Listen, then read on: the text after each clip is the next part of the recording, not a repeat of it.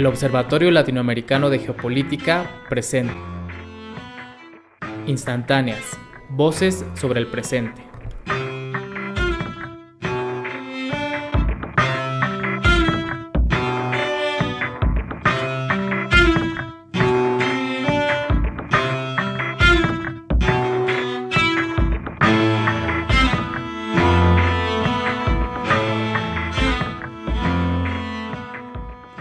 Las estrategias del hegemón para América Latina últimamente se han estado moviendo. A partir del año 2000 es muy claro que Estados Unidos vuelve a voltear de manera importante hacia América Latina, vuelve a preocuparse mucho por el control territorial en la región, con todo lo que eso significa, o sea, control de los modos de vida sobre el territorio, es decir, modos de gobierno, lógicas económicas regionales, uso de los recursos, valoración de ciertos recursos. Se modifica la jerarquía de los recursos que hay en América Latina. Hay minerales que entran en desuso un poco, pero otros que pasan a ser mucho más importantes que antes. El agua se convierte en un elemento, pero así de primera importancia.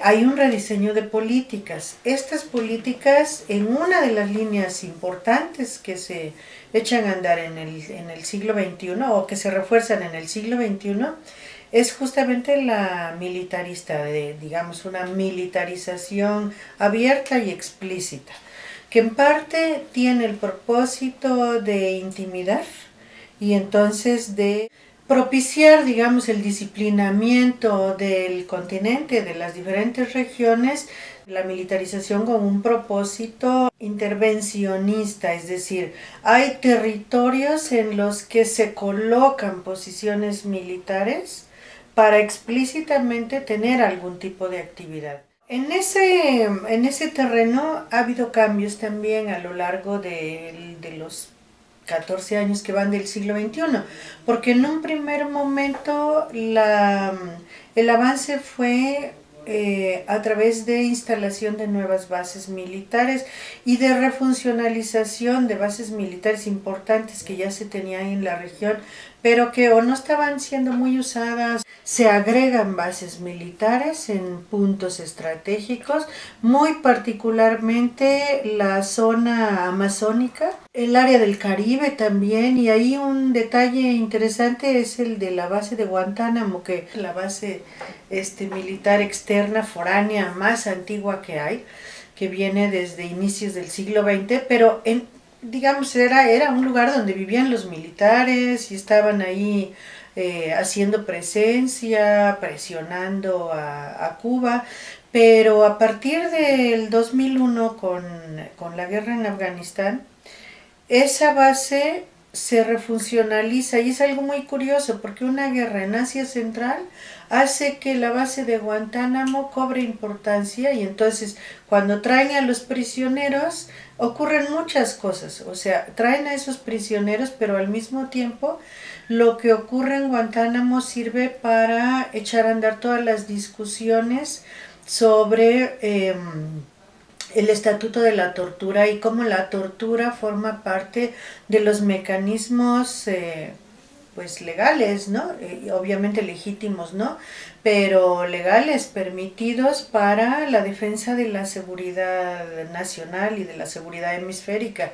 Entonces, indirectamente, con la base de Guantánamo se mueve el umbral de permisividad dentro del campo de la militarización y que además es una permisividad exclusiva, ¿no? Porque es para Estados Unidos y no para el resto del mundo. Cualquier otro que torture pues será evidentemente sancionado, pero Estados Unidos sí lo puede hacer.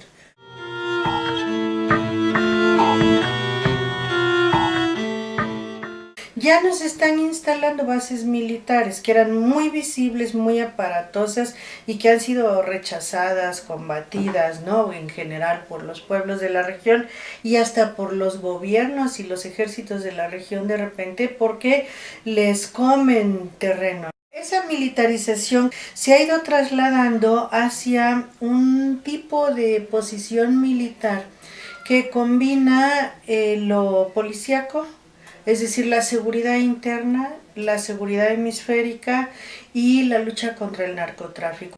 Centros de operación o de entrenamiento, de capacitación puestos por policía militar, ¿no? En que está participando las Fuerzas Armadas de Estados Unidos a través del Comando Sur, pero aparece con convenios con sectores policíacos de los países. Esto ocurrió particularmente en Paraguay con estos centros de operación que pusieron en el norte del país, en los que el acuerdo no era con el Ministerio de Defensa de Paraguay, sino con el Ministerio del Interior, triangulando la capacitación que se daba ahí con Colombia. Entonces, lo militar pasa a través de Colombia, se va transformando en policíaco y llega a Paraguay y se pone una base de entrenamiento para la policía que combate el terrorismo y el narcotráfico. Que ocurrió en Paraguay, pero luego se replicó en Chile, en Concón. Han puesto un centro de operaciones particularmente dedicado a capacitación en contingencias urbanas, en sublevaciones urbanas, ¿no? En disciplinamiento urbano, no solamente para Chile, sino pues para las fuerzas de seguridad de la región. Están montando un centro de operaciones similar en la parte norte de Perú, muy cerca de donde están todas las luchas mineras más importantes de Perú.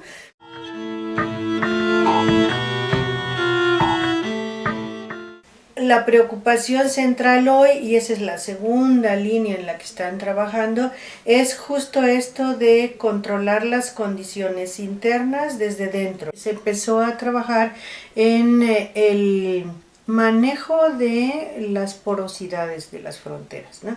Entonces, estas porosidades que son señaladas en toda la doctrina de los estados fallidos como un problema y que entonces donde hay una frontera porosa hay que poner una fuerza de control, ¿no? Para evitar que por ahí pase lo que sea, pero también las fronteras porosas son un terreno permisivo, ¿no? Para las propias fuerzas de seguridad y también una cantidad de actividades, por eso también es muy importante visualizar el trabajo en las fronteras, de actividades que tienen que ver con corrupción, contrabando. Hay todas unas mafias ahí en torno a estos negocios que se han implantado en los territorios de frontera. Actúan de manera impune, sin reglas del juego, ¿no? O con las reglas que ellos mismos van estableciendo.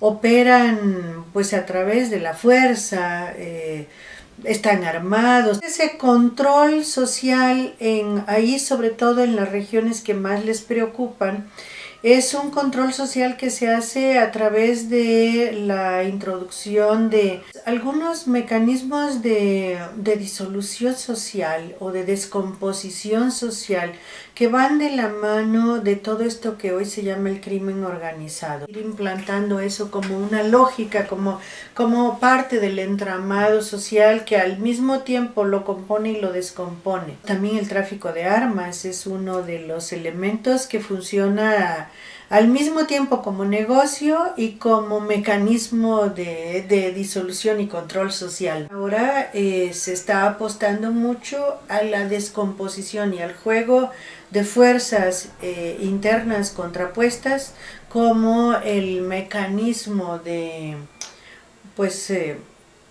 dislocamiento de los procesos que no corresponden a lo que desde los poderes hegemónicos se está pensando como la manera de funcionar o de la dinámica que ellos quieren imponer dentro del continente.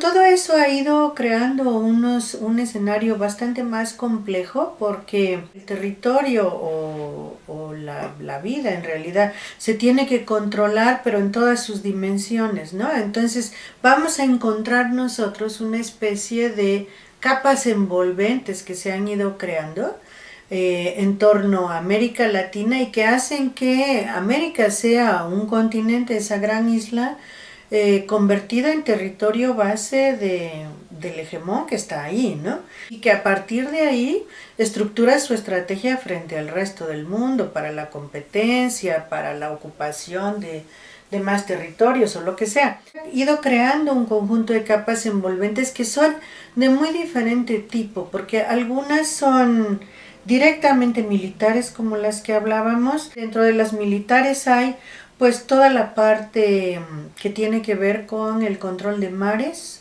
pero también la parte que tiene que ver con control de tierra. También hay otras capas que no son directamente militares, que pueden ser jurídicas, que pueden ser económicas. Hay, por ejemplo, políticas deliberadas de desestabilización financiera, ¿no? También que han estado operando y que se ponen en práctica en ciertos momentos en los que al mismo tiempo hay un ataque de grupos de gavilleros, hay una movida de deslegitimación de algún régimen, hay, por ejemplo, en algunos casos hasta un intento de golpe de Estado, pero al mismo tiempo hay un ataque financiero o un bloqueo económico.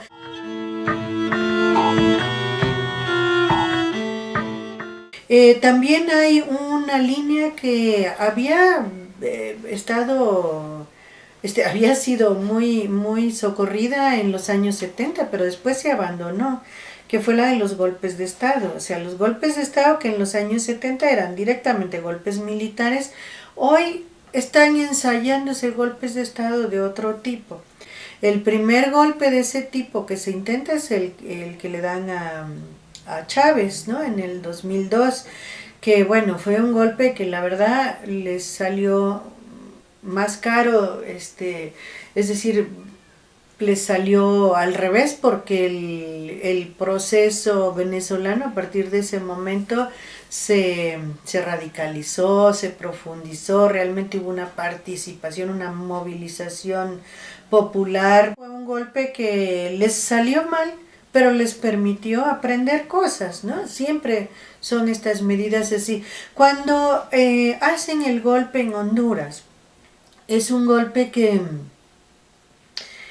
de algún modo tiene características parecidas a las del de Venezuela, porque la población hondureña se moviliza masivamente en contra del golpe, pero ellos ya habían aprendido, además de que es un país un poco más frágil, y entonces van manejando la situación de manera que fue un golpe exitoso que permite ser el antecedente de algunos otros que se empiezan a ensayar en otros lados.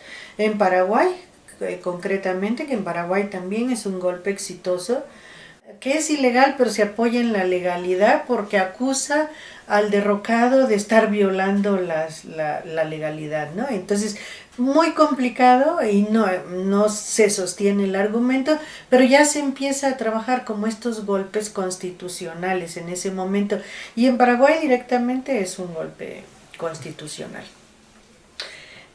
Un golpe policíaco que se intenta dar es el de Ecuador, que no se logra porque Ecuador realmente es un territorio que tendría primero que hacerse un trabajo fuerte de desestabilización, de descomposición antes de intentar una cosa así. En Bolivia se intenta también un golpe que estuvo muy cerca de ser posible, que es el golpe, digamos, combinado con la política separatista de las regiones gasíferas de Bolivia.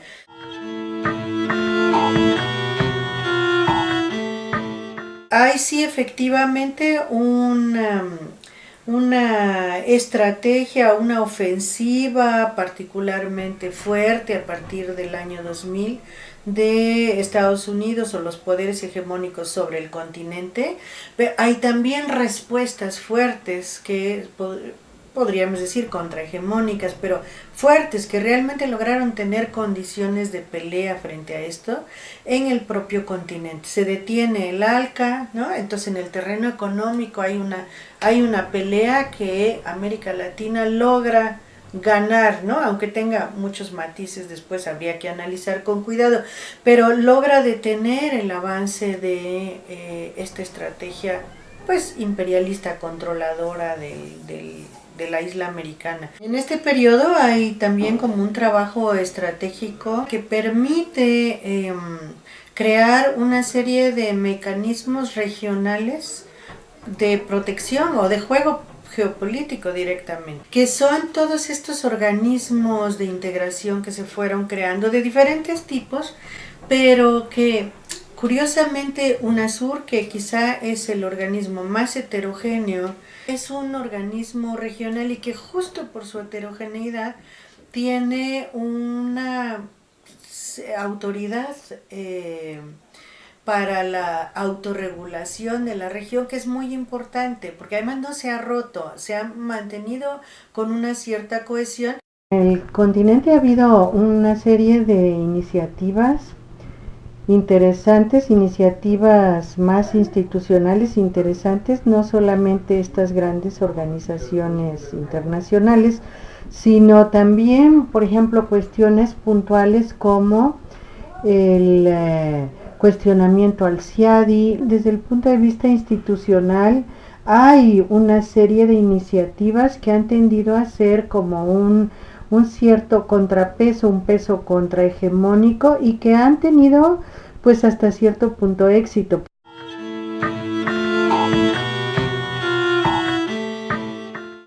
Son las poblaciones que podríamos decir de abajo en lo cotidiano, es decir, son justamente esas poblaciones las que hacen la resistencia a esta invasión o a este proceso colonizador desde un punto de vista mucho más profundo. En los primeros años del siglo XXI hubo una gran cantidad de movilizaciones en América Latina y el Caribe, que de hecho fueron las que acompañaron muchos de los procesos que hoy son institucionales, es decir, en algunos casos como Bolivia o incluso como Ecuador, había movilizaciones populares muy importantes, ¿no? Movilizaciones indígenas o de algunos otros sectores que crearon las condiciones como para después tener un acceso al momento institucional.